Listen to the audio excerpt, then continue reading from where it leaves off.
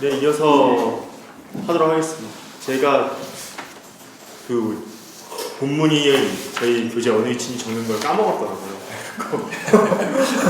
지난 학기에는 썼는데 안 써놨더라고요. 그래서 남은 부분만이라도 좀 따라오시기 편하게 하려고 적어놨습니다. 저희 C의 3에서 8, 상중하려 ABC로 해서 이제 마지막 C의 3번 줄부터 8번 줄까지가 여기고 이렇게 적어놨으니까요. 따라오시기 좀 편하셨으면 좋겠습니다. 그러면은 이어서 해보도록 하겠습니다. C의 3번 줄 하단의 선지식부터입니다.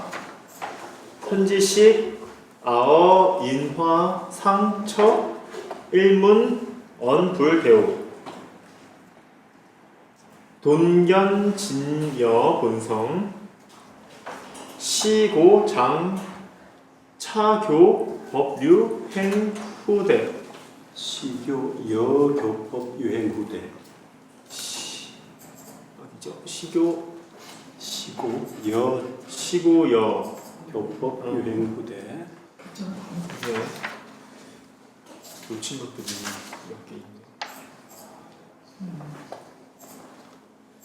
영학, 도자, 도노, 보리 각자, 관심, 영자, 본성, 도노 약, 불능, 자오, 자수, 몇, 대선, 선지, 종, 도, 견성 선지식들아 나는 오조 홍인 화상의 회하에서 한번 듣자 말끝에 크게 깨쳐 진여의 본래 성품을 단박에 보았느니라. 이러므로 이 가르침의 법을 뒷세상에 유행시켜 도를 배우는 이로 하여금 보리를 단박에 깨쳐서 각기 스스로 마음을 보아 자기의 성품을 단박에 깨치게 하는 것이다. 만약 능히 스스로 깨치지 못하는 이는 모름지기 큰 선지식을 찾아서 지도를 받아 자성을 볼 것이니라. 하명 대선지식 해 최상승법 직종 정로 시 대선지식 시 대인연 어떤 것을 큰 선지식이라고 하는가? 최상승법이 바른 길을 곧게 가리키는 것임을 아는 것이 큰 선지식이며 큰 인연이다. 네, 9번째 줄부터 11번째 줄입니다. 소, 위, 화, 도, 영, 득, 견불 일체선법, 일체선법, 인대, 선지식 개인, 일체선법, 개인의 선지식. 네. 능발기고. 식, 능발, 기고 삼세제, 불, 시비, 부경 운, 제인, 성중 본자, 부유 불능, 자성, 오 수득, 선지식, 종도, 견성 그 시자, 볼 시자, 시도 견성. 종이 아니고.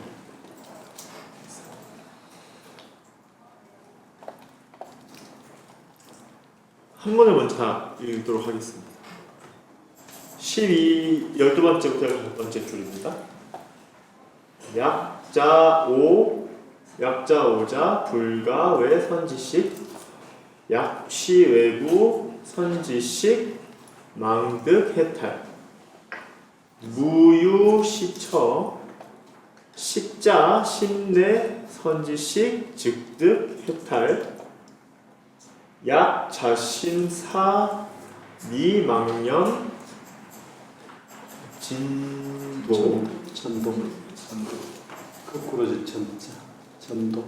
전도 외선지식 즉유 교수 여약 불득 부득 좌우 당기 반야 관조 찰나 문망년 궁연 찰나간.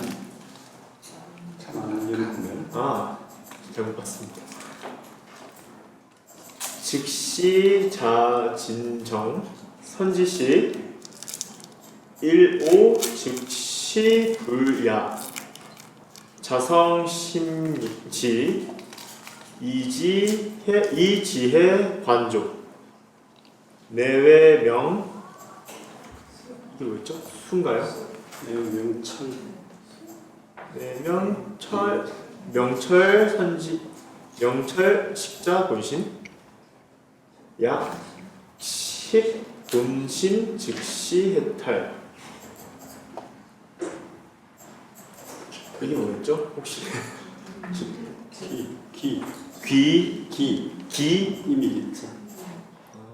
기득 해탈 즉시 반야삼매 오반야삼매 즉시 무념 하명 무념 이는 이른바 교화하고 지도하여 부처를 보게 하는 것이니 모든 착한 법이 다 선지식으로 말미암아 능히 일어나느니라. 그러므로 3세의 모든 부처님과 12부의 경전들이 사람의 성품 가운데 본래부터 스스로 갖추어져 있다고 말할지라도 능히 자성을 깨치지 못하면 오름지기 선지식의 지도를 받아서 자성을 볼지니라. 만약 스스로 깨친 이라면 밖으로 선지식에 의지하지 않는다. 밖으로 선지식을 구하여 해탈 얻기를 바란다면 옳지 않다. 자기 마음속에 선지식을 알면 곧 해탈을 얻느니라.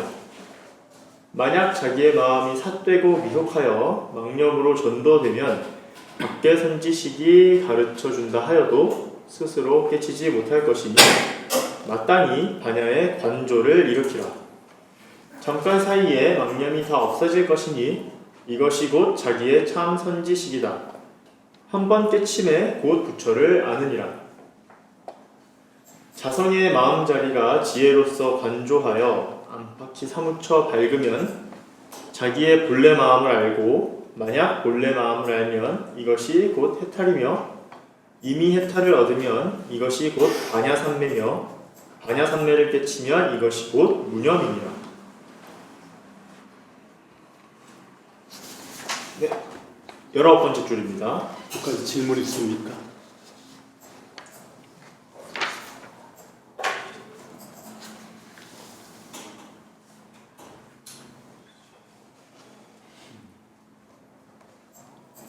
예, 좀 더 보죠. 19번째 줄입니다. 무념법자 견일체법 불착일체법 전일체처 불착일체처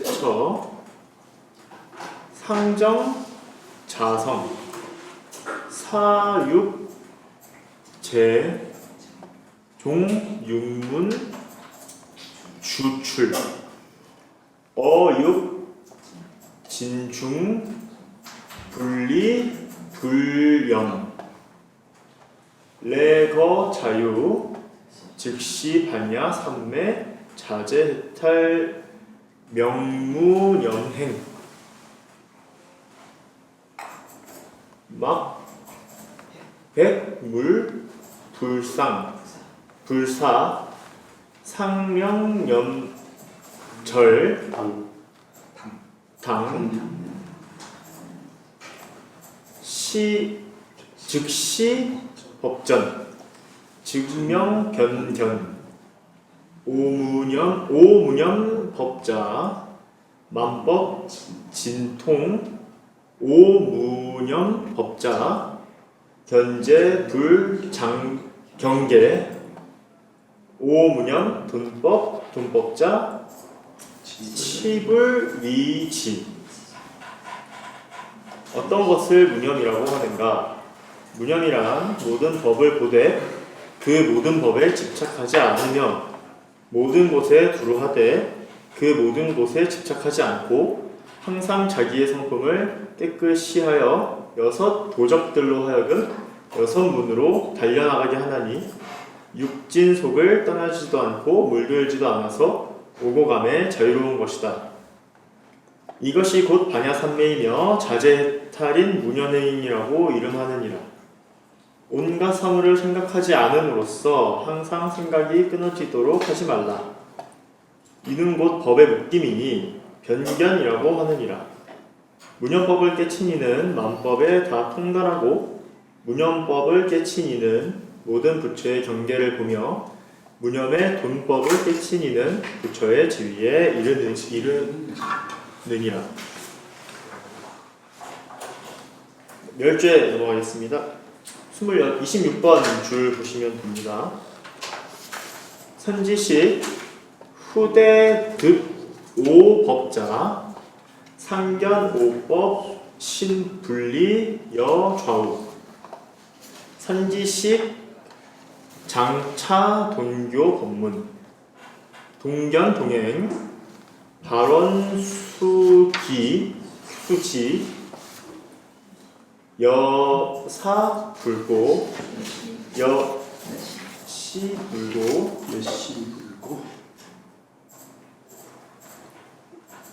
종신 수지 이불 퇴자 욕입성위 연수 전수시 종상일의 묵자인가요? 아니 원래는 박자 얽힐 박으로 돼 있는데 전으로 지금 바꾼 거죠? 예, 맞습니다. 여기서 한본상에서 차이가 있으니까 17번 해봐요. 연이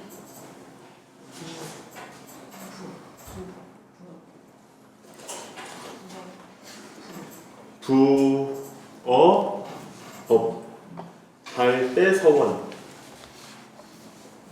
다음 페이지 A 1번 첫 번째 줄 보시면 되겠습니다. 발대서원, 발대서원이 아니고 발대서원. 발대서원. 발은 동사고 대서원. 발대서원. 불태보리 직수 분부 약 부동 견해 무유 지원 제제 처처 물망 선전 선피 선피 전인 손에 볼 손피 전인 이게 연 구경 무익 약 우인 부해 불해 측차 법문 불해만 차범 만차 법문 백거만 백거 만거 천생 단불 종성 선지식들아 뒷세상에 나의 법을 얻는 이는 항상 나의 법신이 너희의 좌우를 떠나지 않음을 보리라. 선지식들아 이 돈교의 본문을 가지고 같이 보고 같이 행하여 소원을 3번 받아 지니되 부처님 섬기듯이 함으로써 종신토로 받아 지녀 물러나지 않는 사람은 성인의 지위에 들어가고자 하느니라. 그러나 전하고 받을 때에는 모름지기 예로부터 말없이 법을 부촉하여 큰 서원을 세워서 우리에서 물러나지 않으면 곧 모름지기 분부한 것이니라. 만약 견해가 같지 않거나 뜻과 원이 없다면 곳곳마다 망령되어 선전하여 저 앞사람을 손상케 하지 말라. 마침내 이익이 없느니라. 만약 만나는 사람이 알지 못하여 이 본문을 업신여기면 백겁 만겁 천생토록 부처의 종자를 끊게 되리라. 네 번째 줄 보시면 되겠습니다. 대사원 선식 청오 설 무상송 령어 미자 죄멸 역멸명 죄송 송왈. 대사께서 말씀하셨다. 선지식들아 나의 모양 없는 개송을 들어라. 너희 미혹한 사람들의 죄를 없앨 것이니 또한 죄를 없애는 개송이라고 하느니라. 개송 부분입니다. 우인수복 불수도 위연수복 이시도 희보시 공양 복무견 신중삼업 원래제 약장 수복 욕멸죄 후세득복 죄무호조 약해 향신 제죄연 각자 성중 진참회 야고 대승 진참회 제사행정 조무죄 학도지인 능자환 즉 여오인 동일열 대사영전 차동교 원학지인 동일체 야교 방래 멱본신 삼독악연 인중 세. 노력 수도 막 유유 호련 불련인가요? 호련 허도 일세 휴 야구 대승 돈교법 근성 합장 지 신구 천점은 다음 주까지 꼭 써와야 돼. 많이 늘었다 생각했는데 한참 먹은 것 같습니다. 10번. 만약 복을 닦아 죄를 없애고자 하여도 뒷세상의 복은 얻으나 죄가 따르지 않으리요. 만약 마음속에서 죄의 반연 없앨 줄 안다면 저마다 자기 성품 속에 참된 참회니라. 만약 대승의 참된 참회를 깨치면 삿됨을 없애고 발음을 행하여 죄 없어지리. 도를 배우는 사람이 능히 스스로 보면 곧 깨친 사람과 더불어 각도다. 두 줄씩입니다. 오조께서 이 단박에 깨치는 가르침을 전하심은 배우는 사람이 같은 한 몸이 되기를 바라서리다. 만약 장차 본래의 몸을 찾고자 한다면 삼독의 나쁜 인연을 마음속에서 씻어버려라. 힘써 도를 닦아 유유히 지내지 말라. 어느덧 헛되이 지나 한 세상 끝나리니 만약 대승에 단박에 깨치는 법을 만났거든 정성 들여 합장하고 지극한 마음으로 구하라. 거기 칠언사구가 4개, 5개가 있죠.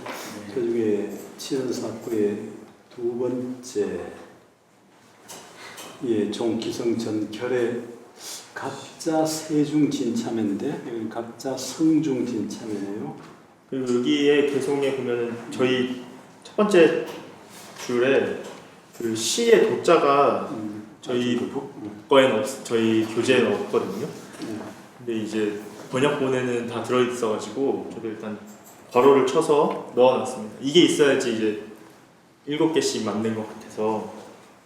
우리 교재 원본의 각주 3에는 그게 나오는데 아마 이제 이 돈박본을 보고 했는지 그건 알 수가 없어요. 우선 그건 그렇고 첫 번째 개송에 기성 정리할 때 성구가 그렇고 두 번째 개송의 결구가 지금 자성인데 자세로 되어 있네요.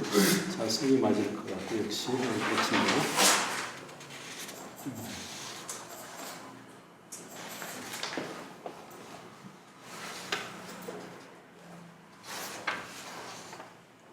번역이 지금 4개밖에 없는 거 아니에요? 이게 2줄씩인데 제가 붙여놔가지고 그래서 첫 번째 줄이 이렇게 7개씩으로 되어 있습니다. 떨어지지 않으리요.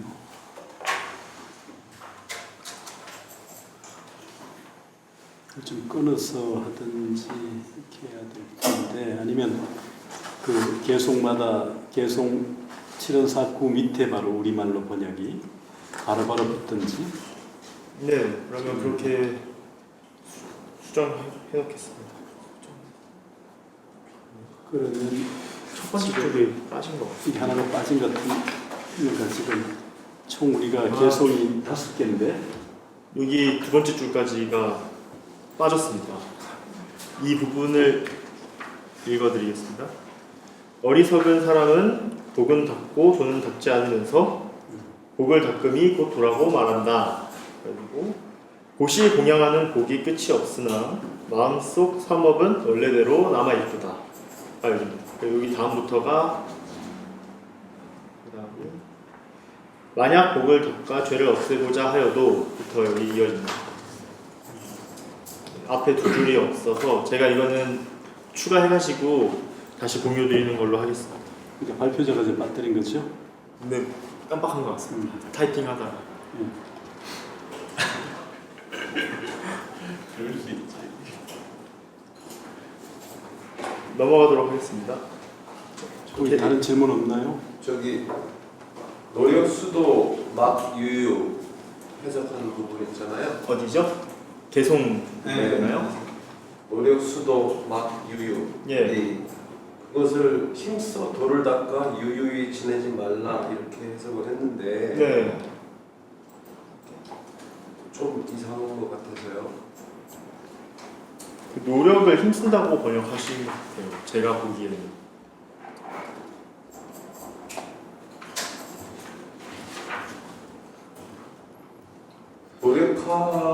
노력해서 수도함에 있어서 그냥 게으르지 말라 그런 뜻 아닌가요? 닦아서 유유히 지내지 말라는 말이 좀 의미상으로 그렇게 해야지. 뭐 유유히 지내지 말고 힘써 도를 닦아 이런 식의 의미죠. 의미. 네. 근데 지금 번역은 이렇게 시가 된 되네요, 것 같습니다. 거기는. 그러면 요게 앞으로 가, 이게 뒤로 가는 거죠? 그렇게 바꾸자는 아니면 이제 거기 말을 좀 바꿔서 그리고 힘써 도를 닦아라. 이렇게. 닦되 유유히 지내지 말라 이런 식으로 닦되 이런 식으로 가든가 뭔가 좀 맞춰야겠죠. 닦아 야치하는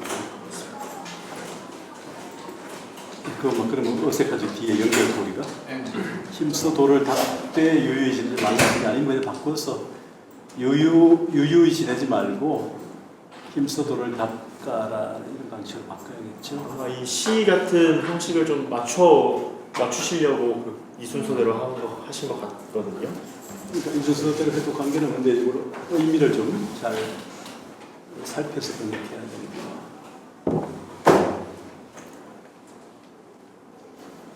넘어가 볼까요? 예, 다른 또 질문 없나요?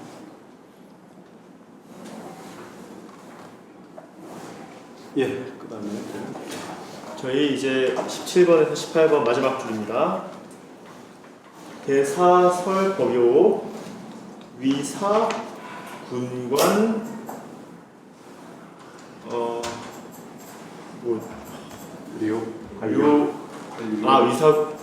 위사군 관료 승중 도속 찬언 무진 예소 레문 대사께서 법을 설하여 마치시니 위사군과 관료와 스님들도 도교인과 속인들의 찬탄하는 말이 끊이지 않고 예전에 듣지 못한 것이다 라고 하였다. 그 마지막을 다시 읽어봐. 이상하게 읽었네. 원문 석수미 아까 뭐 이상하게 읽었어. 예 여기 본인이 예를 모르고 넘어가는 것 같았어. 네 예를 읽어봐요. 네 글자. 마지막이요? 네.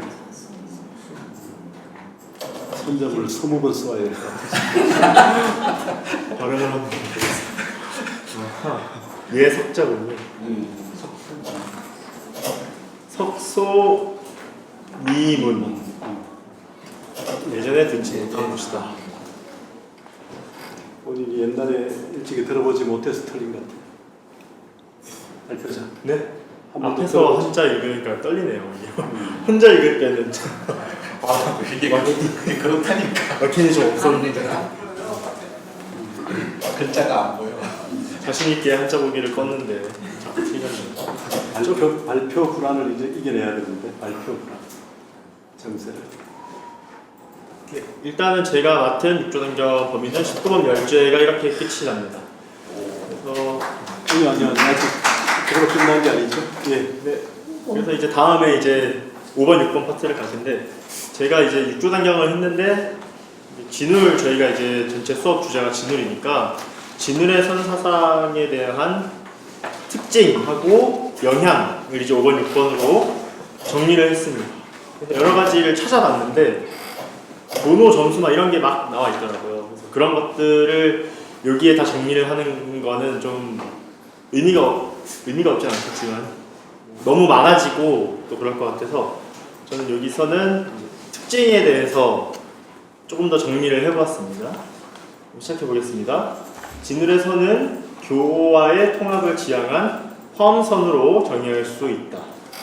그의 사상은 도노 점수나 정예결사, 산문 등 여러 측면으로 설명 가능하나 여기서는 당시 불교계를 쇄신하고 한국 선종사에 새로운 방향을 제시한 진울의 역할과 그 사상적 특징을 중심으로 고찰하고자 한다. 당시 불교계는 국가적인 위상에도 불구하고 깊은 병폐에 빠져 있었다.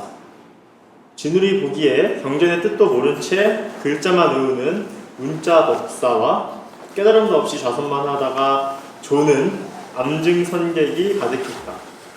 특히 후자는 선이 처음 도입될 때 일부 선사들이 화엄의 교리를 맹목적으로 비판했던 것에 영향을 받아 경전 공부를 무조건 배격하는 회단을 낳았다. 반대로 교학 진영에서는 선정에만 빠져 실천적 보살행을 외면하는 선종을 비판하며 서로를 반목하고 있었다. 이러한 상황 속에서 진울은 선종 출신 승려로서 선수행을 근본으로 삼으면서도 그 철학적 기반을 화엄 교리에서 찾고자 했다. 그는 선과 교를 아우르는 통합적 태도를 통해 당시 불교계의 대립을 극복하고자 했다. 특히 스승과 제자로 이어지는 법맥의 권위만을 내세우던 기존 선객들에게 혈통보다는 진리 그 자체의 가치를 따를 것을 권고하며 지성적이고 합리적인 태도를 보여주었다. 진울에게는 정해진 스승이 없었다. 그는 해능의 육조단경을 원 스승으로 대해종고의 편지가 담긴 대해어록을 가까운 친구로 삼았다. 그는 죄인이 등불을 들어 길을 밝힐 때 그 죄인을 탓하며 빛을 거부해서는 안 된다는 경전의 비유를 들어 법을 전하는 사람의 허물이 아니라 오직 법의 올바름을 따라야 한다고 강조했다. 이는 어지러웠던 당시 불교계의 현실을 반영하는 동시에 석가모니께서 유언으로 남긴 자등명, 법등명의 가르침을 떠오르게 한다. 이처럼 사자전승의 권위보다 법 자체를 중시했던 진울은 나아가 수행의 기강을 바로 세우기 위해 수선사의 규칙인 개초심학 입문을 저술하고 실천했다. 개초심학 입문을 저술하고 실천했다. 이는 한국 선종의 중요한 깃틀이 되었다. 이런 점에서 그는 단순히 종교인이나 사상가를 넘어선 위대한 종교 철학자라고 할 수 있다. 진울 사상의 핵심을 화엄선이라고 할 때 그는 자신의 선이 원효와 의상의 사사무의 법계 사상과 다르지 않음을 거듭 논중했다. 그러나 화엄종을 크게 부흥시킨 의천에 대해서는 한 번도 언급하지 않는데 이는 선종에 대한 의천의 비판적 태도를 의식했기 때문으로 보인다. 진울은 의천이 교학이 아닌 제야의 화엄 연구가였던 이통현의 신화엄경론에서 자신의 사상적 돌파구를 찾았다. 그는 3년간의 대장경 열람 끝에 이 책을 발견했고 불심과 불어가 만나는 지점이 있음을 확신하면서 크게 기뻐했다고 전한다. 또한 진울은 정통 법맥에서 벗어난 인물들의 사상도 적극적으로 수용하는 포용성을 보였다. 그는 지혜종사라 비판받던 하택신해의 지자를 진심의 묘용으로 재해석했고 중국 선종의 전통에서 크게 주목받지 못했던 도노 점수를 수행론의 핵심으로 삼았다. 선교일치를 주장한 진울에게 대해에 관해서는 중요한 실천 방편입니다. 진울의 선문은 다양한 근기의 수행자를 포용했는데 그는 이러한 대승적 포용성을 산문이라는 체계적 지도법으로 구체화했다. 그의 행장을 지은 김군수는 이를 화엄교도를 위한 원돈 관행문, 보편적 수행 단계인 성적 등지문, 최상근기를 위한 경절문으로 설명한다. 간화서는 바로 이 경절문에 해당하며 교리를 통해 입문한 이들이 언어와 사유에 대한 집착을 끊고 행동의 세계로 나아가도록 이끄는 방편이었다. 진울은 대의 어록을 통해 간화선의 진수를 체득하고 이것이 침체된 고려 선불교의 활력을 불어넣을 수 있을 것이라 확신했다. 이러한 확신을 바탕으로 수선사의 경절문을 사명문의 정점으로 세운 그의 실천은 중요한 역사적 기반이 되었다. 그로부터 100여 년 뒤에 태고, 나홍 등이 중국에서 임재선을 직접 수익하여 확산시킬 수 있었던 기초가 바로 진울에 의해 마련된 것이었다. 여기까지 일단 진울 사상의 특징으로 정리를 했고요. 질문인데요. 네, 주석 저기 각주 187번에 이 각주가 무슨 어디죠? 한번 읽어주시겠어요? 187번 몇 개 추가해가지고. 고려정기 아, 네. 무역사. 네. 무형국사의 저술에서 저술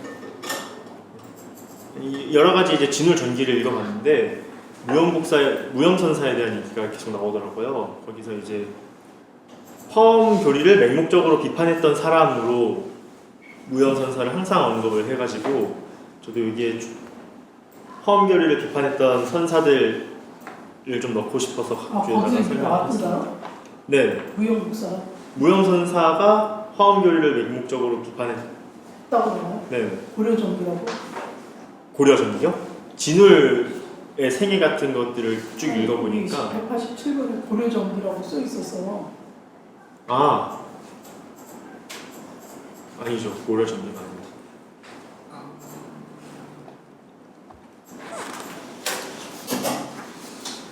시기를 잘못 적은 것 같습니다. 무형국사는 어느 시대 때 사람들이 호상까지 무형국사를 말하는 건 아니겠죠? 네, 무형선사 그렇게 나와가지고 근데 이제 정보가 많이 없어서 근데 일단은 그러니까 우리가 구선선문충에 오령의 어떤 거기 무형사가 있고 네 또 지금 고려 시대 정기. 글씨가 좀 다르죠. 그 무형국사 텐데 지금 어느 자료 보고 썼어요, 그는요? 여기에 제가 이게 지금 심재로 교수 주장 책이죠, 거의 다. 네 일단은요. 그러니까 거기에 여기 공부를 지금 전혀 안 해놔가지고 뒤에 한번 쓰고.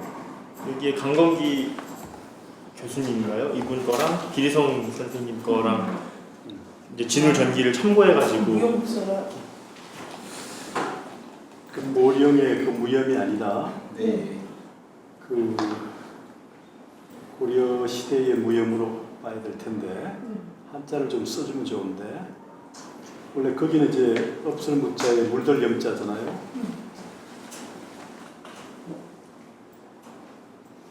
무염국사가 저기 무열왕계잖아요. 무열왕계 신라 무열왕계인데 그때를 고려 전기라고 보기는 어렵고 시기적으로 그러니까 무염은 아마 800년대 생이죠. 그 상주 신감의 법을 받아오죠. 무염이 내 기억에 그 마조 문화에.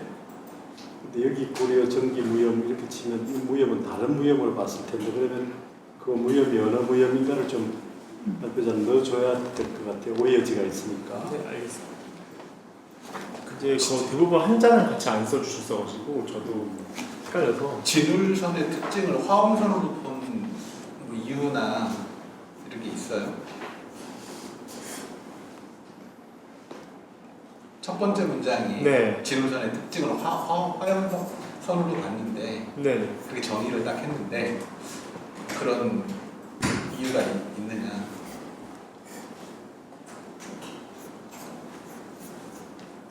그러게요. 이유가 어쨌든 간화선을 수용했고 여기 밑에 잠깐 설명드렸듯이 이제 원효 의상 같은 사상가들을 계속 언급을 했던 것 같더라고요.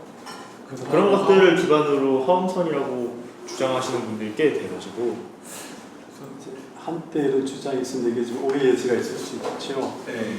이게 이제 선택조사에서 문자업사 지혜 정도 비판받는 근거가 되기도 하는데 교의 어떤 그 기반을 인정했다고 하는 배경에서 이제 그런 비판을 받는데 그 화엄선으로 딱 규정하면 사실은 뭐 하남, 탄어 이런 분들이 사실은 특히 탄어 같은 분이 화엄선이라고 얘기하는데 진울도 그렇게까지 봐야 되느냐의 문제인데 그건 이제 계보상으로 연결되죠. 진울, 화엄, 진울, 하남, 탄어 이렇게 연결되는데 진울의 이제 선교 일원을 제창했었던 선사로서 본다면 화엄선으로 너무 쉽게 규정해버리면 조금 오해 여지가 생길 수 있긴 해요.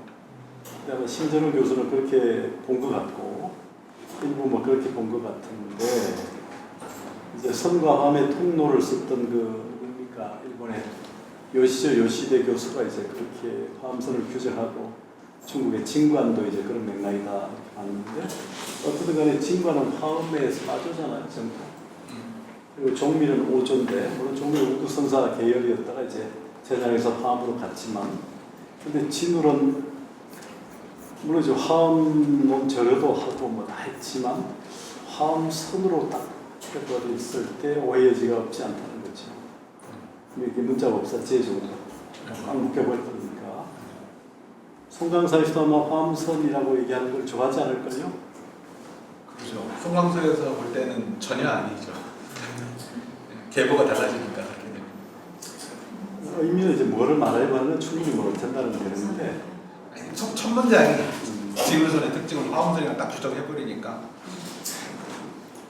이제 원돈 성불론 그다음에 가나 경전론도 그렇게 있는데 원돈 성불론이 이제 원돈 시내문에 근거해서 보는 측면까지는 그렇다 치더라도 가나 결의론도 있고 법칙대령록시로 병입사기까지 가는데 그 전체를 총괄해서 보면 진도를 그렇게만 볼 수 있을까 하는 문제는 이제 그리고 이제 저희가 지금 보는 게 좀 단경이잖아요. 예. 단경에 나타난 선사상이 나타나야 되는데 화엄선이라고 얘기를 딱 해버리면 단경을 보고는 정의 쌍수를 이야기하고 있는데 화엄선이다 이렇게 얘기하면 맥락적으로 맞지 않느냐 그렇게 볼 수 있는 여지는 있지만 그러니까 이제 일기 발표가 계속 발표자가 그전부터 지적사항이 본인의 의견이 아니면 각주를 써놓으면 피해갈 수 있는데 이걸 안 써놓으니까 이제 이게 지적을 받는 거지. 심재영 교수한테 다 뜨는 게만 되는데 심재영인 거다. 188일 뒤에 가야 겨우 하나 있잖아. 단락이 바뀌면 추가해야 되거든. 근데 이제 도서관에서 자료 같은 걸 찾아도 진울 연구 같은 경우가 꽤 오래된 게 더 많더라고요. 그래서 최근에 진울이 많이 안 나오는데 선악가가 명상하니까 뭐 그렇게 봤는데 진울 논문이 최근에 조금 안 나오죠. 사실 가장 많이 나올 때는 선악가에서 나와야 되는데 명상으로 가니까 다른 대학 철학과에서도 진울이 그렇게 많지 않죠. 이덕진 교수 이후에 거의 없지 않나요? 기억으로는 아무런데 하여튼.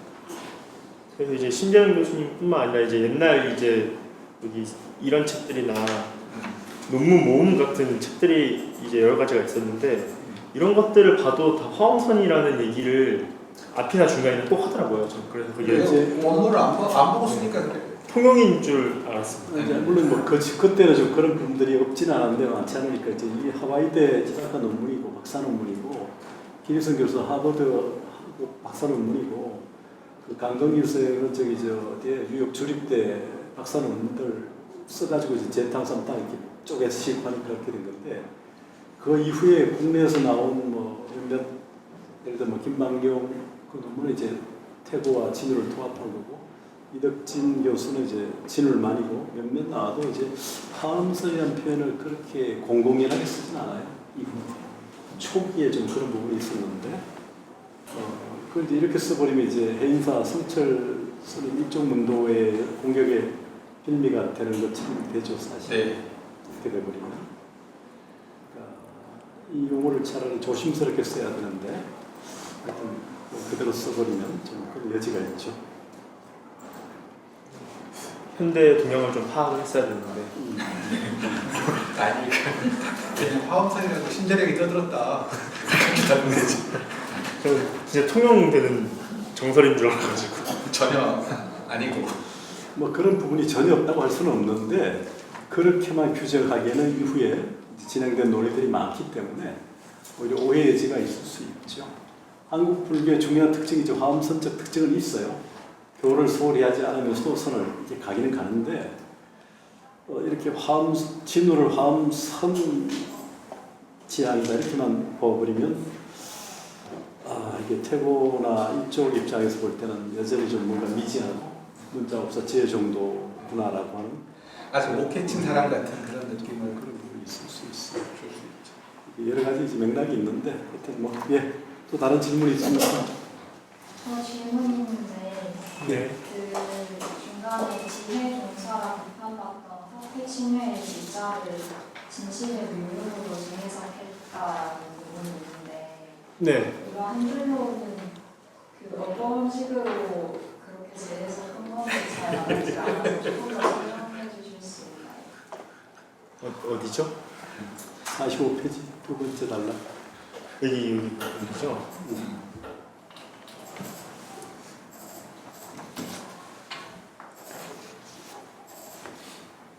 그리고 저는 이거 할 때 어떻게 해석했다기보다는 비판받다는 것을 포용했다는 의미로 더 가져왔던 거여가지고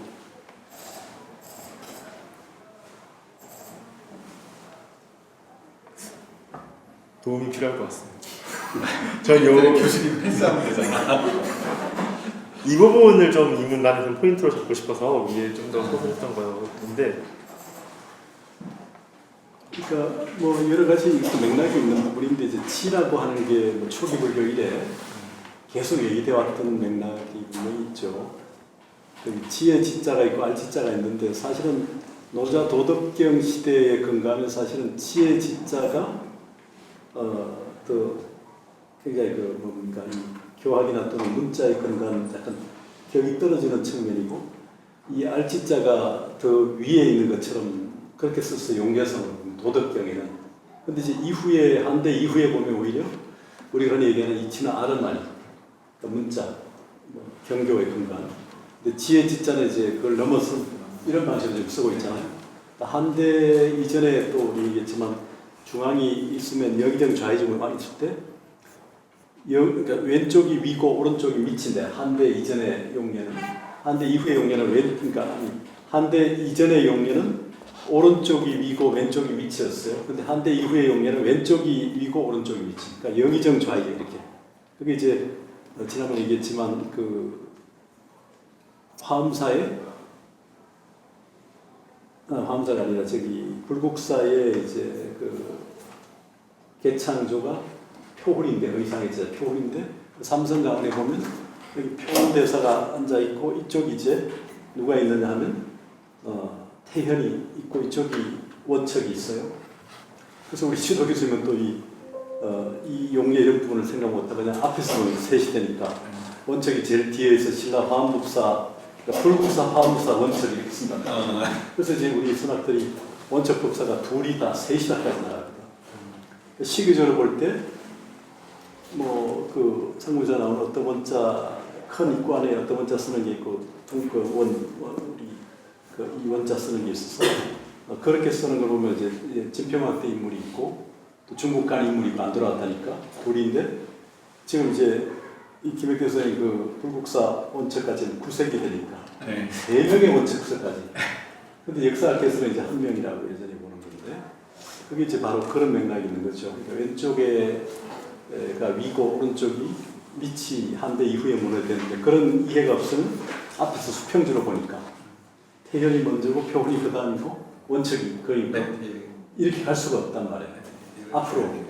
그러니까 이제 그런 문제가 나오는 건데 마찬가지로 치라는 용어도 도덕경에는 그렇게 원래는 치의 지자가 밑이고 이 알지자가 위였는데 지금 그 밖에서 우리 일반적으로 불교에서 특히 알지자로 쓰고 알지자를 이제 말 그대로 치의 지자에 대응하는 방식으로 이렇게 쓰지 않고 내려보고 이제 치를 지혜자를 높이 쓰는데 그래서 치는 이제 이게 인도 초기 불교부터 굉장히 중요한 문제로 제기되어 왔던 개념이죠. 근데 이제 한택신해까지 오면 한택신해 같은 인물입니까? 대단한 인물이죠. 삼교에 넣어있고 대종고와 마찬가지로 불도의 삼교에 넣었던 하나의 그 천재적인 철학자 사상가지요. 그러니까 이 지개념을 이제 통해서 종래 여기 이제 뭐 경전의 맥락에서 나오는 여러 이런 맥락들로 이제 비판받았던 어떤 그런 부분. 그러니까 이제 중국 불교와 한국 불교의 맥락이 분명히 있는데 하택신의 경우는 그 맥락을 보면 뭡니까? 하택종으로 나갔듯이 교선일지처럼 교라고 하는 경교의 그 가치를 소홀히 하지 않는 측면이 분명히 있거든요. 마치 그 오가칠종 중에 그 법안선처럼 천태도 그걸 계승하죠. 교선일치잖아요. 교선 병간하듯이 그런 흐름 속에서 이제 하택신은 쭉 이 말은 뭐냐면 사실은 달마일의 그 기본의 텍스트가 뭡니까?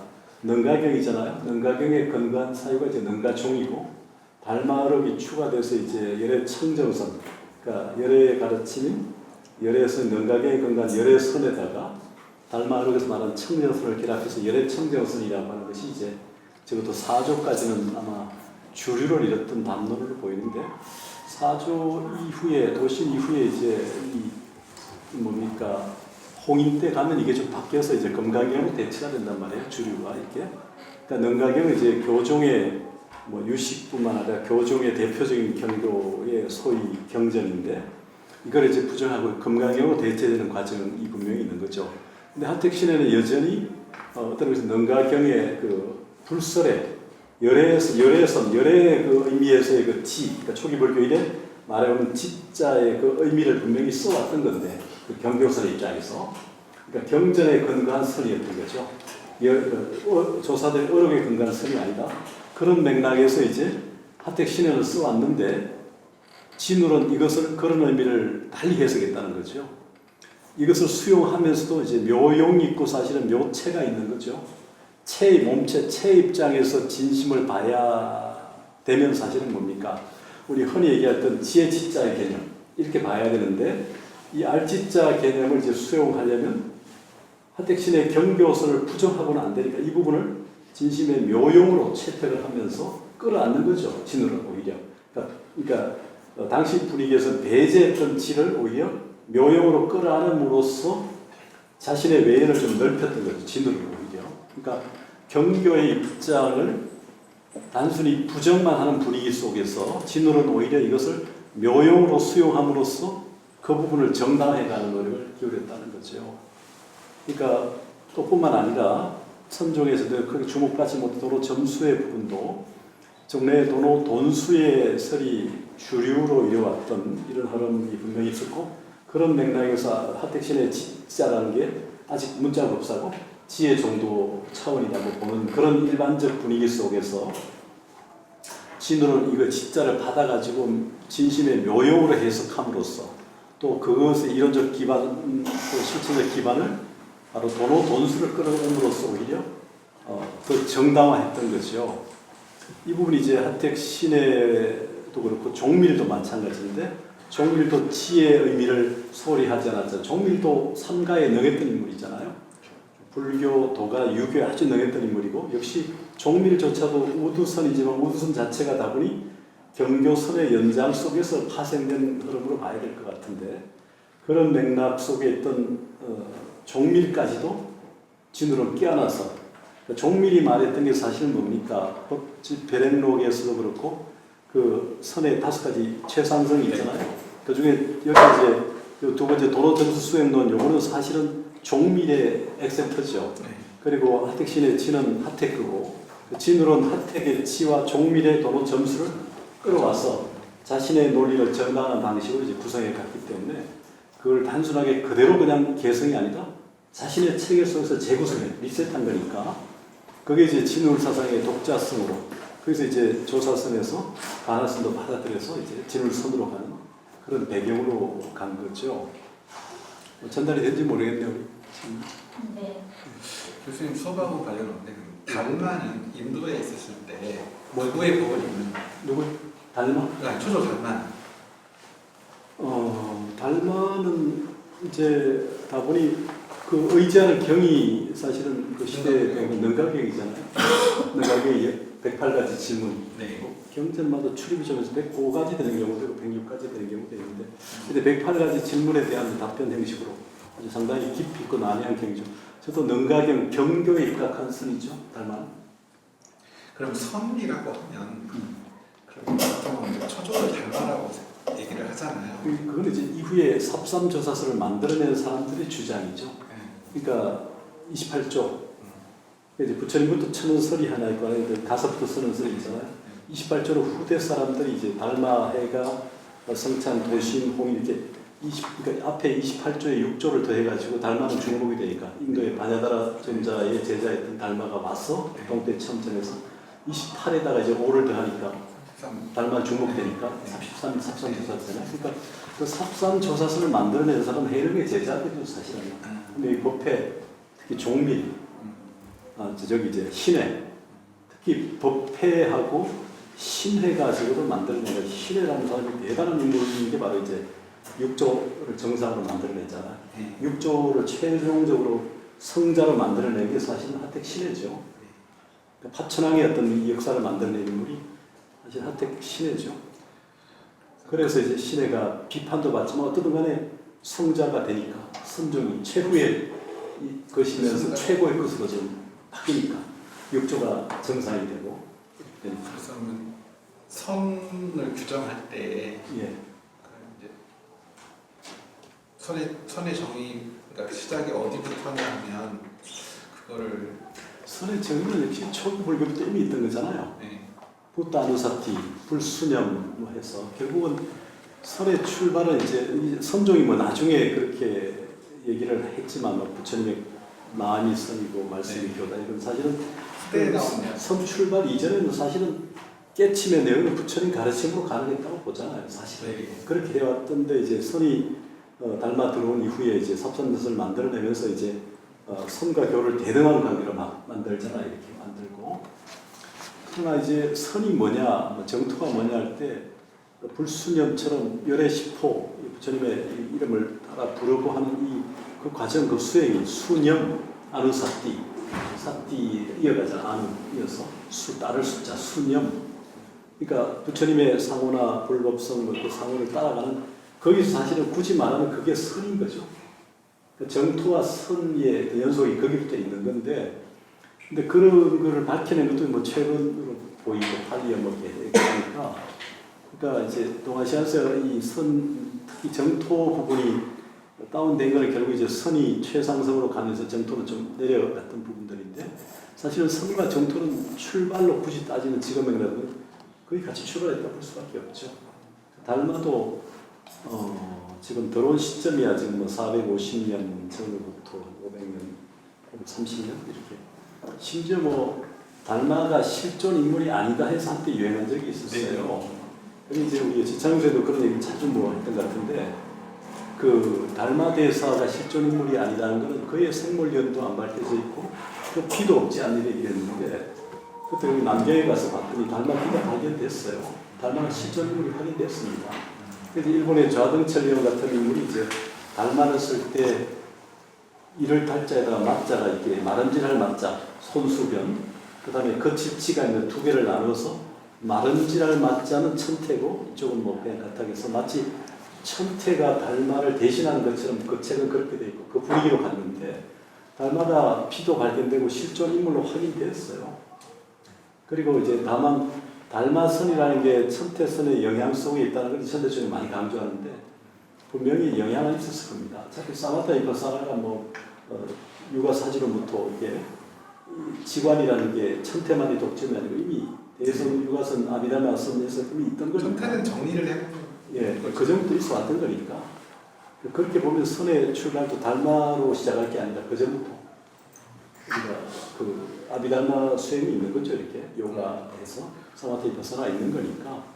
이제 달마선은 조금 다른 방식으로 재구성한 거라 보이는데, 그래도 그 기점 아무래도 능가경이 가장 중요한 것이 아닐까 하는 생각은 들고요. 능가 내지는 뭐 유가사지가 핵심 기억도 분명히 봤을 것 같고, 뭐 여러 경전들은 충분히 봤을 거로 보입니다.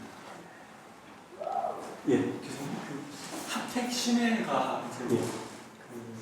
보리달마 남종 정치기로 같은 자기가 이제까지 이야기한 거는 견자 하나에 모두 담겨 있다 뭐 이렇게 말할 정도로 예. 사실 지와 견에 대해서 이제 같이 예. 많이 예. 강조를 했었지 예. 않습니까? 예. 여기서 이제 사실 지자를 이제 중시한 거는 그 이후에 이제 규봉 종밀이 예. 이제 중화전신지 예. 거기서 이제 얘기하면서 이제 지자에 대해서 이제 강조하고 체에 대해서 이제 뭐 자성체, 자성용, 수연 응용 이렇게 하면서 이제 예. 그 지자를 가지고 이제 모든 걸 통습하려고 이제 노력을 많이 했으니까요. 예.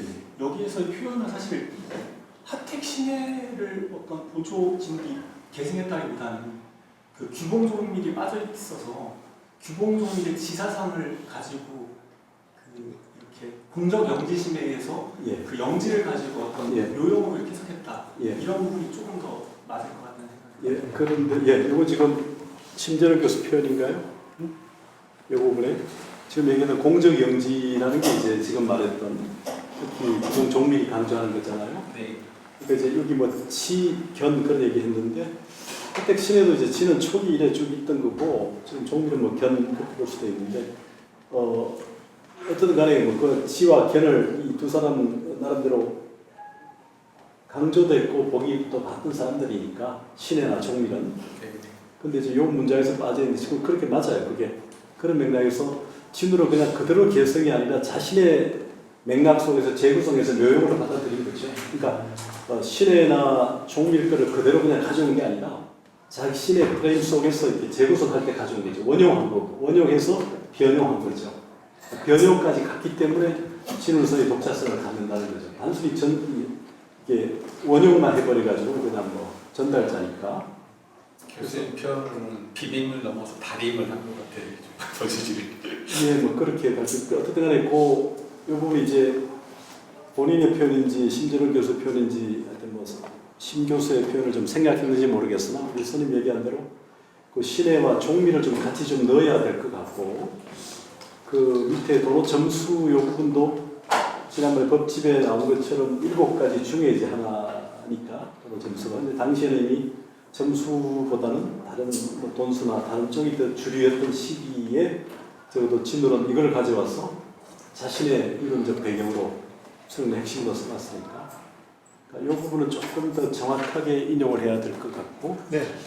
우리 그 부분은 좀 저기 정영진 학생이 좀 심재철 교수 걸도 한번 보고 이 부분에 대한 논문은 몇 편이 나와 있으니까 좀 더 봐도 좋을 것 같고 예. 6번 넘어갈까요? 예, 예. 계승과 영향에 대한 부분입니다. 이건 이제 바로 시작해 보겠습니다. 진울선 사상의 계승과 영향을 살피는 데에 정예계열사 도량의 송광사를 주목해 볼 필요가 있다. 정예계열사의 실천은 진울의 깨달음 이후 본격적인 중생제도의 기간이었을 뿐만 아니라 고조국사 이후 조선 초 고봉화상에 이르기까지 16국사를 배출하며 그의 선사상이 한국 불교에 깊이 뿌리내리는 결정적 계기가 되었기 때문이다. 진울의 영향력은 한국 불교 역사를 통해 다음의 사실로 입증된다. 진울이 중국의 여러 수행법을 비판적으로 종합하여 구축한 산문 덕수행 체계는 그대로 한국 선불교의 기초가 되었다.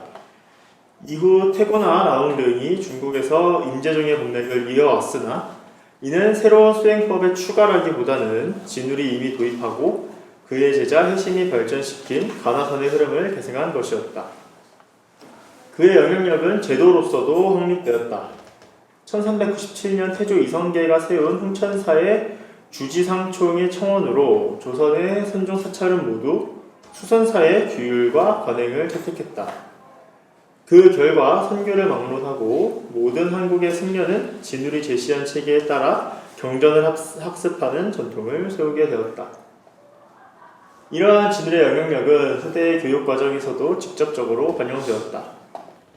벽송 지엄과 사산 휴정은 진울의 수련 방식을 계승해서 초학자를 위한 기본 교과 과정인 사집을 설정했다. 여기에는 진울의 법집, 별행록과 종밀의 선언집, 대해종구의 대해서장과 고봉의 선효가 포함된다. 이는 오늘날까지 한국 불교 초심 학인들의 필독 교재로 사용되어 왔다. 서산대사 휴장은 선가기관에서 진울의 제자 지도 방식을 다음과 같이 요약하면서 그 정신을 계승했다. 여기 좀 이렇게 풀네임으로 쓰면 좋겠어요. 네. 법집변행록 절요병입사기라고 선언 재전집 도서 종미대 약식으로 하지 말고 풀네임으로.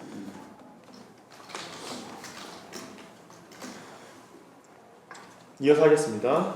먼저 참된 마음을 근거로 마음의 변하고 변하지 않는 두 측면을 자세히 분별하라.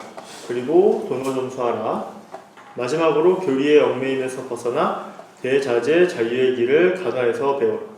이게 195번주의 선가기감을 인용을 했는데 여러 가지를 찾아보니까 선가기감 자체에는 간화라는 한자는 안 들어있는데 간화로 해석을 할 수 있다는 여지가 있다는 거를 단행본 한 두세 권에서 공통적으로 발견을 했습니다. 그래서 저는 이게 간화해서 배우라는 식으로 넣었습니다. 조선왕조 500년간의 숭유역부 정책이 막을 내린 19세기 후반까지도 진울은 불교 부흥에 득표를 제공했다. 조선조를 통틀어 가장 많이 출판 유통된 불교 서적은 진울의 수심결이었으며 근대 불교 부흥기의 경언은 한국 선불교의 지침서인 선문철효에 진울의 저서 5권을 포함시켰다. 불린문자를 표방하는 선종의 전통에도 불구하고 스승 없이 오직 저수를 통해 깨달은 진울의 사상이 다시 그의 저작을 통해 한국 선불교를 보존하고 부흥시켰다는 점은 한국 선불교만의 독특한 특성이라 할 수 있다. 진울의 선과 화엄의 통합은 송나라 문자선의 단순한 연장이 아니며 당대 종밀의 선교일치를 한국 홍태에 맞게 변형한 것도 아니다. 이는 진울 개인이 이룩한 깨달음을 바탕으로 한 독창적 종합이었다. 그는 이통현의 화엄경 제해석 위에 해능의 통찰과 대의 간화선을 독자적으로 조합했던 것이다. 이렇듯 한국 불교에 끼친 진울의 영향과 그 위상은 분명하다. 그러나 동아시아 보편적 불교 전통, 이거 이제 한자 문화권을 설명하는 겁니다. 전통 속에서 진울이 행사한 영향력은 크지 않았다. 14세기에 잠시 일본의 몇몇 승려 저작에 종밀과 이통현의 언급이 나타난 이외에 지금까지 일본은 물론 중국에서도 그의 영향을 찾아보기 어렵다. 이후 1993년에 이르러서야 일본에서 진울의 진심직설 교역본이 출판되었고 진울의 이름은 망월대사전 고유편에 실려있을 정도다. 한국을 대표하는 사상가가 한국에만 국한되어 있다는 점은 아쉬운 대목이다. 그의 영향력이 한반도를 넘어서지 못했다는 한계와 더불어 한국 내에서의 대중적인 인식 또한 그의 사상사적 중요성과 일정한 괴리를 보인다. 일반 대중에게 한국 불교를 대표하는 인물을 물을 때 진울보다는 원효나 성철이 가장 우선적으로 거론되는 경향이 나타나는 것이 그 방증이다. 이는 두 인물이 한국 불교의 핵심 사상과 시대 정신을 표상하는 강력한 상징성을 획득했기 때문으로 분석된다. 원효의 해골물이라는 일체유심조라는 불교의 근본 원리를 함축하는 극적인 서사로 대중의 뇌리에 각인되어 있으며 성철의 사는 산이요 물은 물이로다라는 법어는 현대사회에서 선의 본질과 수행자의 자세를 대변하는 상징으로 기능한다. 이러한 괴리는 인물의 역사적 중요성과 대중적 각인을 결정하는 기제의 차이에서 비롯된다고 분석할 수 있다. 원효와 성철이 하나의 강렬한 서사 혹은 법어를 통해 자신의 사상을 상징화하는 데 성공한 반면 진울의 사상적 업적은 도노점수, 정해쌍수와 같은 체계적이고 통합적인 수행론의 정립에 있다. 그의 공헌은 단일한 사건으로 요약되기보다는 고려시대 불교계의 사상적 혼란을 수습하고 선교를 회통하는 거시적 체계를 구축한 데 그 본질이 있기에 대중성을 확보하기엔 어려움이 있었던 것 같다. 결론적으로 대중적 인식은 사상의 체계적 깊이나 역사적 공헌도보다는 그것이 얼마나 간결하고 상징적인 서사로 압축되어 전달되는가에 더 큰 영향을 받는다. 진울의 사상사적 위상이 한국 불교라는 구조의 근간을 이루는 주춧돌과 같다면 원효와 성철은 그 구조를 대표하여 외부로 드러나는 상징적인 얼굴과 같다. 따라서 특정 인물에 대한 대중적 인지도의 차이는 인물의 사상적 경중을 의미하는 게 아니라 그의 사상이 대중과 소통하고 각인되는 방식의 차이를 드러내는 현상으로 이해해야 할 것이다. 네, 여기까지입니다. 감사합니다.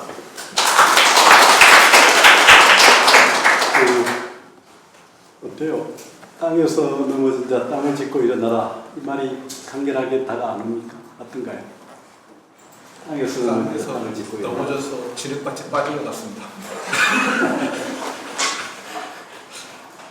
결국 이제 서사의 싸움에서 뭐 20세기 살았던 성철보다 진울이 더 강렬하지 못하다면 그 땅에서 넘어진 자 땅을 짚고 일어나는 이런 서사를 송가사 책이나 좀 더 강력하게 뭘 좀 대응하지 못한 측면이 있는 거죠. 대중적 서사를 마련하는 데 있어서. 근데 교수님, 예. 보조 서사를 로버트 보스웰이 미국에서 강의를 많이 하고 예. 또그 보스웰 교수 밑에서 한국 학자들이나 스님들이 가서 공부를 또 많이 했잖아요. 예. 그럼에도 불구하고 보조 사상이 그렇게 세계적 철학사에서 조금 주목받지 못하는 이유나 이런 게 있을까요? 글쎄요. 지금 아까 얘기했던 그 진울에 대한 연구는 지금 박선배 선생님 오히려 원효보다는 진울을 많이 했던 것 같고, 뭐 예를 들어서 버스웰이나 그런 뭐 찰스 뮬러나 미국에 있는 몇몇 사람들도 이제 원효뿐만 아니라 진울도 같이 한국에 지금 사상 교육들을 많이 해왔는데, 그래서 이제 문제는 지금 강렬한 서사로 이렇게 특화시켜서 만들어내는 그런 작업을 상대적으로 성철 선사 문중에 잘 못했던 측면 아닌가 하는 생각이 들고, 충분히 거리나 자선들은 충분한 것 같은데, 로버트 보스웰도 보조를 더 포커스를 더 많이 맞춰서 많이 이제 뭐 미국의 상황이긴 한데 국내에서도 이제 문제는 그 결국은 이 성철 연구원도 있고 진울 연구원도 있지만 상대적으로 좀 진울 연구원 쪽에서 보조 사상이 있지만 학자들은 이쪽이 더 많은데, 그러니까 송강사가 좀 적극적으로 진울 선사를 좀 이렇게 그의 서사를 좀 대중화하는 노력을 소홀히 한 측면이 아닌가. 지난번에도 나도 좀 관여해봤지만 보조사 연구원 그 유지를 위해서 송강사에서 별로 서포트를 안 해서 법연사 정도에서 건건히 유지하는 것 같고, 지금 이제 그 주재한 스님이 또 이 순학과 석사 박사 다니게 하잖아요. 이렇게 그런 과정인데 상대적으로 뭔가 좀 이런 서사를 재생산하는 작업을 좀 해야 되는 것 같은데 이런 작업을 잘 못했어요. 예를 들어서 진울이 1210년생이란 말이에요. 1158년생이고 1210년생이에요. 그래서 이제 2010년 그때가 이제 보조 입자 800주년인데 그때 이제 그때 회의할 때도 나도 그랬던 것 같은데 진울 평전을 좀 하나 만들어야 되지 않느냐. 나도 조금 작업을 좀 했는데 그런 작업들을 하는 데 있어가지고 송강사가 좀 적극적이지 않더라고요. 성철 평전은 해가지고 좀 많이 소설가 뭐 김태균이 했잖아요. 성철 평전도 나한테 원래 같이 계약을 하고 나도 좀 한쪽을 해야 되는데 내가 너무 늦어가지고 그게 먼저 나왔는데, 그러니까 그런 작업들에 대해서 적극적으로 좀 이렇게 후원을 하고 그런 작업을 해야 되는데 지금 진울 평전이 없잖아요. 그 법정선임 쓴 거 간단한 거 있고 뭐 이렇게 대중적인 그런 평전 작업들이 좀 돼야 되는데 보조 법어 전서도 이게 한글본이 온전히 책으로 나오지 않고 그냥 이제 데이터 연구업체 한국연구재단에 올라 있는 그런 정도지. 반면에 성철 쪽은 지금 책이 스님 보경철수 37권부터 많이 나와 있잖아요. 이런 부분들에 대해서 조금 지금 살아있는 뭐 우리 언사를 잘 모시는 3대 스님 중에 우리 원택 스님이 워낙 잘하니까 뭐 그런데 진울수사 밑에는 상대적으로 그런 스님이 없는 거죠. 한마음선의 청인 스님이 저렇게 해시는 있지만 이 진울수사 밑에는 그런 스님이 없는 거예요. 이 서사를 서포트하는. 내가 볼 때는 그 역할을 이제 그 현호 스님이 좀 할 수 있을 것 같은데 그분이 밀려서 방대도 못하고 계속 저렇게 되니까 그 외 다른 스님의 그 영향이나 이런 분이 그런 역할을 못했잖아요. 내가 볼 때 현호 스님이 할 수 있는 분인데 그분이 계속 정치 입지 뭐 종단 문제에서 이렇게 약간 아웃사이더 재탈 도착되고 93년, 97년 이렇게 할 때 이분이 뭐 최한서에 여러 가지 배경이 많아가지고 할 수 있는 인물인데 그 이후에 송강사가 93년, 97, 98년 그 쪽을 좀 개혁회의 때 그 변호사님 이쪽에 쓰면서 밀렸잖아요. 그 이후에 송강사가 완전히 입지가 약해졌죠. 그러니까 그런 부분도 영향이 있을 것 같고, 결국 대중으로 가는 방식은 우리 성철도 소설도 나와 있잖아요. 우리 곁에 같은 부처처럼 이청. 그러니까 진울도 소설로 좀 나와야 되고, 평전도 좀 나와야 되고, 필요하면 영화까지도 좀 나와야 되는데, 성철 영화는 촬영하다가 그 장성남 시인이 뭐 주연하다가 이렇게 결국 문도들의 반대로 뭐 결국 무산됐잖아요. 그러니까 진울도 역시 영화 작업도 좀 되고, 평론, 소설, 뭐 심지어 필요한 연극 같은 것, 이런 작업들이 좀 백업돼야 되고, 그러면 재정적 투여가 좀 돼야 되고 이렇게 되는데, 그런 걸 주도적으로 하는 사람들이 송강사에 없었던 거죠. 그러니까 서사에서 밀린 거지. 그러니까 그 컨텐츠는 충분한데 그 작업을 못한 거죠. 지금 한밤수는 잘하잖아요. 지금 매월 원래 발표에 너무 하잖아요. 근데 여기는 지금 송강사는 뭐 원래 발표는 겨우 하는데 그 주제가 전부 진울 쪽만은 아니거든요. 한밤수는 거의 뭐 우리 대형선을 중심으로 하고 이제 아니 교수님. 예. 근데 이제 진울 스님보다는 해심 스님이 그 제자인 해심 스님이 진울 스님을 좀 떠맡은. 누가? 진각 핵심을 얘기하는 진각 해심. 예. 해심 스님이 이제 그 진울 스님이 열반에 되시고 나서도 예. 스님을 떠맡은 데 있어서 예. 진울 스님이 지금 빛이 난 거지. 해심 스님이 더 오히려 더 저기 크다고 그러더라고요. 근데 진각 해심 스님은 그 진각 국사 어록, 그 다음에 이제 선시에 뛰어난 이런 거 말고, 물론 이제 그 최씨 무시정과 교류하고 이런 부분들은 충분히 있지만, 오히려 적극적으로 이후에 물론 그 16국사 배 좋겠지만, 해심 스님은 가나선의 뭐 이렇게 본격적 도입자라고 볼 수 있고, 선시가 뛰어나고, 뭐 어록도 거기 있지만, 글쎄요, 그렇게만 보기 어렵지 않나? 그 기본적으로 진울이 있기 때문에 가난한 측면이 있고, 내가 볼 때는요. 문제는 그게 아니라 지금 20세기 들어왔어. 특히 지난 20세기 말에 조계종 개혁회의에서 현호선을 이제 저쪽에 줄 서가지고 지금 밀리면서 상대적으로 그런 게 아닌가 하는 것도 안 하고, 이제 우리가 정화 때도 지금 원래 조계종이 뿌리가 처음에는 뭡니까? 태고가 중심이었잖아요. 다시 이제 정화할 때 송강사는 저쪽 그리고 또 개혁 쪽은 진울을 세웠고, 다시 이제 원로들은 태고를 계속. 그 개혁회의를 통해서 이제 임시봉합돼가지고 도의국사가 초저고, 진울이 중천저고, 태고가 중흥조라고 이렇게 봉합이 되긴 했는데, 그럼 그게 사실 좋은 계기이긴 한데, 그런데 그 개혁회의에서 송강사 쪽에서 가장 중심이었던 현호스님 이런 분들이 거기서 밀려나면서, 주류에서 밀려나면서 송강사 입지가 굉장히 약화됐고, 그걸로 인해서 고조서나 연구나 이런 쪽이 좀 적극적으로 안 됐고, 아까 얘기한 것처럼 강력한 대중서사를 좀 만들어내지 못한 차원으로 보여요. 상대적으로 성철 쪽에 비해서. 그러니까 지금이라도 뭐 늦지 않았죠. 충분하게 소스가 있고 컨텐츠가 있으니까 그런 서사를 좀 마련하는 노력을 적극적으로 보여야 되죠. 그런 부분들이 잘 안 되잖아요. 법정스님도 뭐 당시 처음에 보조한 연구를 만들었지만 당시 나중에 좀 관여하겠다고 당시 개인으로 가버렸지. 그러니까 송강사 출신 누구가 좀 그런 역할을 해야 되는데 그런 역할을 안 하는데 저쪽 성천사는 오택스님이 지금도 하잖아요. 너무 잘하잖아. 너무 잘 모시고. 근데 진울사 오래된 님이 800년 넘었으니까. 근데 지금이라도 뭐 이렇게 대학교 송강사가 그런 부분들이 안 되니까 또 소극적이니까 이렇게 한밤선을 보고 좀 배워야 되는데 좀 그게 진울사의 그 송강사의 한계죠. 법륜사도 있고 하니까 뭐 길상사도 있고 이렇게 되는데 이게 보니까 좀 따로따로 가는 것 같은 느낌도 좀 있고 그게 좀 그런 원인이 아닌가. 근데 원효를 보세요. 원효는 지금 원효학 연구원도 사라졌지 원효학회도 사실 없어요.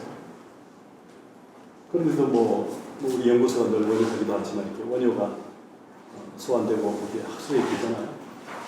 진울을 주재하는 학술회의를 법륜사에서 하는 것 말고 하는 데가 없잖아요.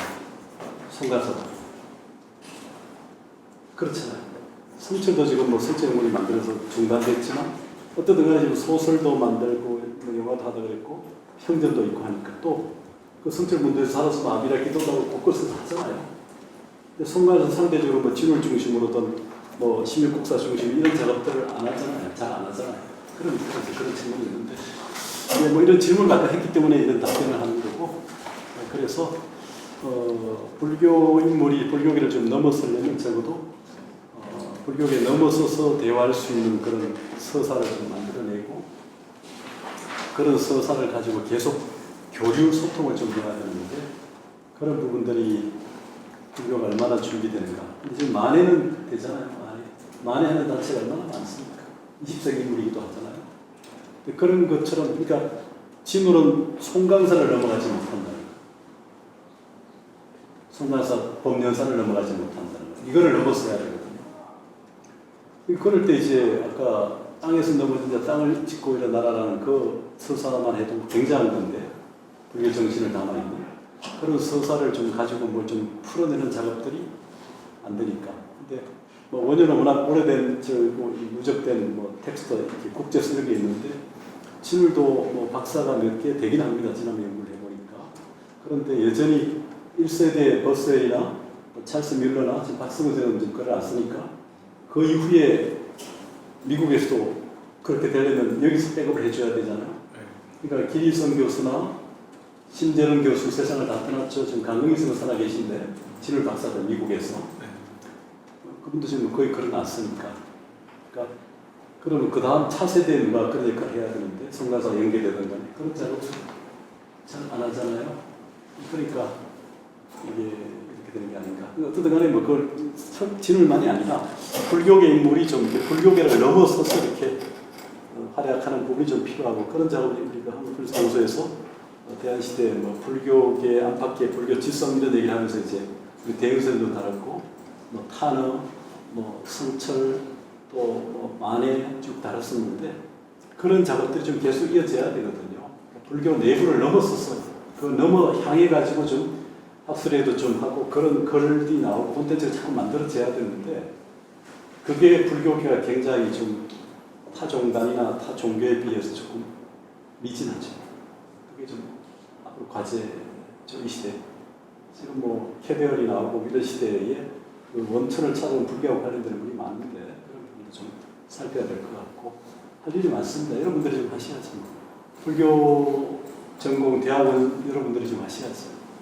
그죠? 시인들도 좀 하시고 그러셔야죠. 예, 아이고 너무 오랫동안 그